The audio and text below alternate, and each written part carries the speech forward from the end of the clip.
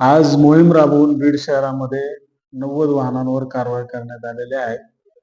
तसेच जिल्हाभरात आपण नेहमी अशा प्रकारच्या कारवाया करत असतो. जिल्हाभरात कारवाई करत असताना त्यामध्ये पी-यू-सी, इन्शुरन्स, आर-सी बुक, बेशिस्त वर्तणूक करणारे वाहनांना पण ताब्यात घेऊन कारवाई करतो.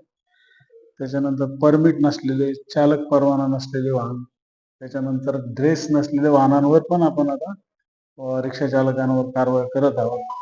यापूर्वी आपण सायलेन्सर जे की मोठ्या आवाज करतात असे बुलेटचे सायलेन्सरवर कारवाई करण्यात आलेली आहे. त्याच्यानंतर नंबर प्लेट ज्या की फॅन्सी नंबर प्लेट आहेत याच्यावर बी कारवाई करण्यात आलेली आहे. अशा प्रकारे कारवाया यापुढे चालू राहतील. अतिरिक्त प्रवासी वाहतूक करणाऱ्या वाहनांवर पण आपण कारवाया केलेल्या आहेत. या कारवाया यापुढे चालू राहतील. तर मी जनतेला आवाहन करतो की आपण वाहतुकीचे नियम पाळावे. जिल्ह्यामध्ये वाढते अपघात कमी करण्यासाठी आपण वाहतुकीचे नियम पाळले तर त्याला मदत होईल आणि वाहतूक शिस्त राहील.